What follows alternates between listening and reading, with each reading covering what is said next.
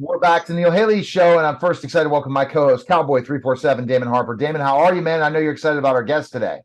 Oh man, I'm super excited. Nicholas, thank you for your time. Extremely grateful. I'm happy to be here. Yes, so our guest today is Nicholas Tana. He's going to talk about a bunch of different things in his career in Hollywood to now with his IT company and his new book. Nicholas, thanks for stopping by. So kind of tell me, what was the first thing, entrepreneurship or really being involved in the game of Hollywood and stuff? What was first?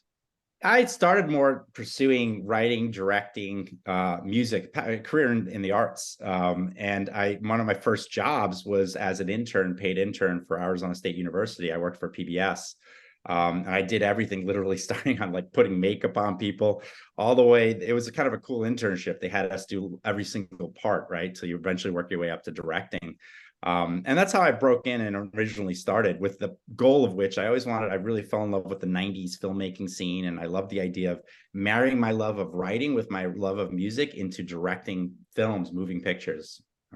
He's a definitely creative, Cowboy. Go ahead with your first question for him. So like just from like your education, right? The sweat equity on your journey, right? Regarding your skill set of writing and your experience in Hollywood, post-production, pre-production, development, that whole process, how did you happen to correlate, right, the scalability, right, into your skill set of writing? Yeah, I mean, I think writing's about communication, and writing's about being able to understand what's the message or the problem or something to be solved, right? And Right. so that ability to think actually and organize one's thoughts, I developed at an early age. I mean, I was an English major in college too, so you really learn how to study writing and analyze arguments and debates. Right. Interestingly enough, so I was able to bring that to everything I do in terms of business, connecting, communicating, and that skill set, interestingly enough, I think is going to diminish with time, because now we have tools that can do the surface writing for Right. you and organize for you. So the ability of one's own mind and be able to organize one's thoughts and arguments and put things together and make connections, that's going to diminish with time. Fortunately, I built those skill sets over a long period of time, and I can bring that to the table. Now, that's important because, again, that's where I'm very creative in ways as well, Nicholas. So that my brain, the way it works, is specifically I'm an idea guy. Now with AI, and we'll talk about this later in this conversation, I have changed the way I think. And that's smart because a lot of people can't scratch the surface with AI. They only go to the beginning where it's so much more. And that's where you and I as creatives say, okay, we want to go deeper. We want to go deeper, our thoughts. And as a writer, that's the deepness that you were. So when you were doing that writing and marrying all those different things in Hollywood, how did you break in? What was that way to kind of get in the door? So you had to sell yourself, just like directors have to sell themselves as much as actors do. That's just a different way of doing it, right? Yeah, well, when I did it, it was different, right? Although it's probably still the same in a sense. There's sort of this insular community, and there's gatekeepers. When I did it, well, I already went to school, and I was able to get an internship through an essay competition I won. So I initially got some experience working in television for school. When I graduated, though, even with all this experience, I was an honors graduate. I spoke several languages. I could not get a job, right? I could not. It was a really hard time too. It was just like sending the resume out the typical way. People weren't responding to me. What I actually did was I took a job at Kelly Temp Services, temping in the HR department at ESPN at the time. Now, mind you, ESPN was located in Bristol, Connecticut, where I happened to have gone to high school too. So I even had that home, person from there, thing. I had a lot of angles. I had TV experience, and I still had a hard time. They weren't calling me. They weren't writing me back. Taking that temp job, I'm hanging out with the HR person, and we're literally stuffing envelopes for some entertainment thing that was happening, or some Christmas party thing that was going to happen. And I'm like, look, I told her the same spiel. I'm like, I have all this experience. I've put my resume in. Like, who are you taking? Like, if you're not taking me, like, why am I not a viable candidate? I'm looking for an entry-level job. And she said, I'll say this now because it's been years. Honestly, you didn't hear this from me, but you got to know somebody. And so I said, well, I know you. Right. And we just spent a good 8 hours stuffing envelopes. There's nothing like doing that to get in the trenches with someone, and to talk personal. And of course, she's like, well, do you have a resume on you? I'm like, and that's when you actually had hard, paper resumes. I said, actually, I do. And I brought my resume out and I showed her my resume. I got a call the next day, landed a job within 3 days. And that's how I kind of got in and started. And I remember thinking how funny that was, because years later, someone asked me, he was like, who did you know to get in here? And I said, well, there's this story. I knew someone in HR. When it comes to, right, the systematic process of developing your content, what is like the self-gratifying way to always make sure that you're empathizing, right, with your client avatar, or a certain demographic that that you're feeding the solutions to regarding the problems?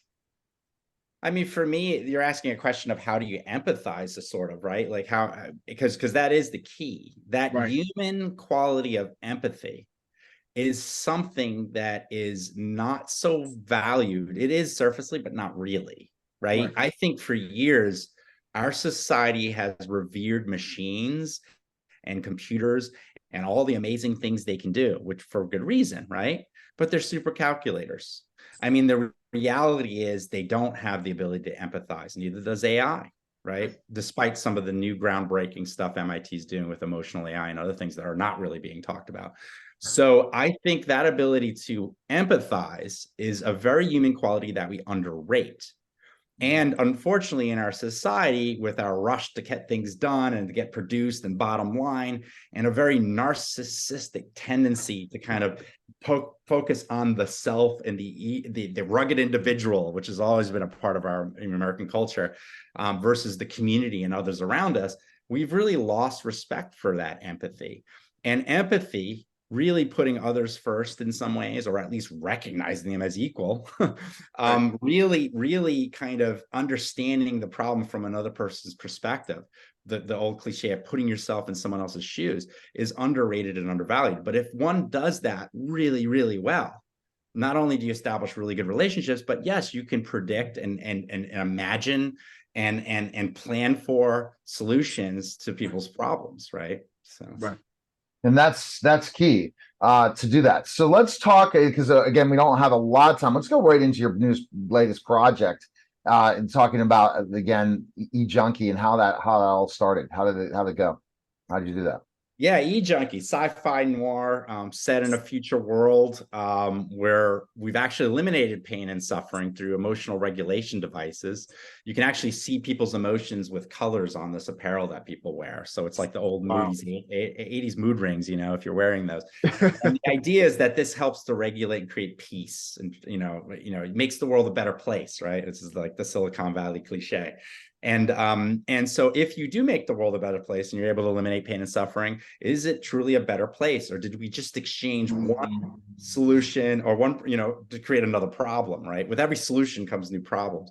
And so there's this other group in this story called the Guardians of Pain, who actually believe we need pain and suffering as part of the human experience to grow, to evolve. And so they have curated the most painful moments in human history through DNA scraping of corpses. And they're able to take that memory and they're selling it in a form of a drug to people on the market called Torch. And it's starting a revolution because the people in the society don't know this history of themselves. They don't know this. I mean, from all kinds of horrible moments, like from the Holocaust to like the Salem witch trials, et cetera, throughout human history. And so the group that's in charge, the Guardians of the World Corporation Organization, which is like a conglomerate of all corporations. There's no more nations in my futuristic imagining world. They hire this detective to stop the Guardians of Pain before it starts a revolution, and that's eJUNKY. And it's just been a inspiration from a number of experiences in life, and it's Simon Schuster's putting it out, and I'm excited to see it out there. Just to promote, right, and campaign right now, what is the most prevalent message that readers can pick up on in the stopping, right? Right, in the stopping regarding there's no conglomerates or nations in your futuristic thinking, but what is the most prevalent message that they could pick up on regarding the stopping? Not to give too much, but just to campaign the story, eJUNKY. What do you mean, the stopping of pain and suffering? Well, yes. Yeah. So the question becomes, like, if you look at the opioid crisis, you look at a lot of the things in our society right now, like just everything that we use to escapist entertainment, right? You know, everything we do, why do we do all these things we do in life? Like, what is driving us, right? Adrenaline. To get that adrenaline rush, to get that Why do we feel that adrenaline rush is necessary? That anxiety, that because that's a level of suffering we don't necessarily recognize. It is. But the Right? dopamine, but the dopamine feeling when the first of anything, it rushes you and you want that all the time. Yeah, you kind of do. But like if you drink coffee and you get that rush, you feel like you got that rush, but then all of a sudden eventually it goes away. And then you got to do something else to get another rush, right? Like, can you sustain a rush forever? And if you do, then how would you ever know what a rush feels like? I don't know. So this is what's interesting is, well, then with the eJUNKY thing is, why would you want pain and suffering? The adrenaline rush we get is not pain and suffering. I mean, I can debate you with this, and I don't think that the case of the like, let's say you have $0 in the bank, right? And you have to get this sale today. And I've lived there, done it, and where I have a t-shirt to prove it. I think everyone in this room right now has learned it in one way, where that rush, and okay, we finally made it. And it's what a rush. But I don't like that freaking pain and suffering before that. Yeah, but the question is, what is the pain and suffering? So if you really think about what is the pain, so think of what Tony Robbins talks about, the uncertainty that Tony Robbins talks about. Okay, so you're saying the pain and suffering comes from uncertainty of what? Like survival? That you're not going to have money to survive and put food on the table? And is that really what pain and suffering is coming from? Yeah. Okay, because I got news for you. The moment you're born, you're going to die. Newsflash. That's not maybe not true. That could be not true if you look at sci-fi. Wow, there are people that will argue it, and there's cryogenic chambers and all this technology. No, all the things like in that sleeves in that one show. I forget what movie TV. If sci-fi is becoming sci-fact now, man. Okay, but let's put it this way. Let me humor you and say that's not true. Let me humor you and say that we can be like vampires and live forever. Do you think that would end your pain and suffering? No. Why? Because you would always an unknown of something that would really disappoint you. Where does that come from? That comes from anxiety. That comes from no, that's the byproduct. Oh wow. The unknown. So if you really think about it, where does that suffering come? You got to ask it for yourself, but I'm going to give you a hint. Okay. Self-grasping. We all want something that isn't necessarily what we have. And the moment we feel we need something else, we're not happy. Yes. So just seeking happiness is a setup for failure, because this moment you're going to try to get it. So I could debate you on that. I love it. I could debate you on that, Nicholas. And you got Mr. Mindfulness-based therapist in here too. So I don't know, Nicholas. This is where you're going to get in a little bit of a great conversation about this that we didn't expect, right? So I'm going to give you my take, and I'm going to get Damon's take, and then you're going to go back to you based on your book, because we're not here to not say don't read your book, because of course that's going to lead to more of a conversation you ever thought with two of us. I have been going through healing process of a breakup, and I am really into the law of attraction. And people can say, go screw you, that you kneel your nuts on this. But honestly, I believe and that we can reprogram our brains and reprogram the way we think and all these different things. And I've been going through hypnotherapy through the law of attraction and certain specific things, and how we can look at negative thoughts that come in our brain throughout the day, and how we can kind of change the way we think to create happiness all the time. You know, Tony Robbins believes this. And I wonder what your thoughts with Tony Robbins are. So my belief, I would say no. I would say that we can create that type of a situation. We're going to go through hardship. We're going to go through trials, but we can really create the positive in that. So if we didn't have any sadness, any unhappiness as in your book, I think that we wouldn't be bored people, but that's why it needs to become a movie. But go ahead, Damon, with your thoughts, Nicholas, saying that you can't create that. So like we're having cloth talk. So let me approach. So is manifestation, right, a form, right, of unhealthy, is it an unhealthy habit because we're constantly putting ourselves in a state of suffering? Right? Are you asking me? Yes. I would say yes. I mean, I think it's interesting because I've read create a visualization, and I know I'm going to be very unpopular here, right? Because That's good. That's okay. I like that because that's what's fun. It's a form of debate. But I'm going to tell you the truth as I feel it and have experienced it. And I have some serious tragic stuff that's happened in my life, and I've been able to move that through and sublimate it through art to some extent. Doesn't necessarily take it away, but I can tell you that I do feel that I used to think and I used to try all that stuff, but really intrinsic in that is this feeling that you're not good enough with who you are at the moment, in the moment. Right. That there's always this level of something you believe you need to manifest and need to be happy. And I can tell you right now, Tony Robbins isn't happy. He may say he is, he may smile, but that doesn't mean you're happy. We know that, right? I could be smiling and sad right now, and you could fake it all day, right? They say fake it. Oh, so that I need to get Tony to meet you. I don't know if you've met him, Nicholas. Have you ever met Tony? I have not, but I would have a lot of things to say to Tony if he'd hear me out. But I don't think anyone as driven as Tony is happy per se. And it's not to say drive is bad, but he wants dopamine in his body every second. He does. What is happiness? Because they say that, right, when because time gives us a sense of urgency, because like the limited amount of time that we have gives us a sense of urgency to love, to find passion, to accomplish or whatever you may want to look at, however you want to look at it. What is happiness with like the fact that there's beauty in the sense of urgency, right? Or is the knowing, right? Is knowing happiness?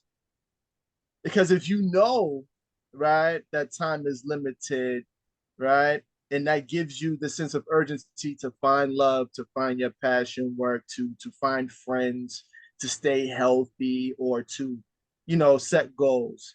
Is that happiness? Well, I mean, it depends on your goals, but I definitely think if you have a sense of urgency, that underlying anxiety is not necessarily a form of happiness.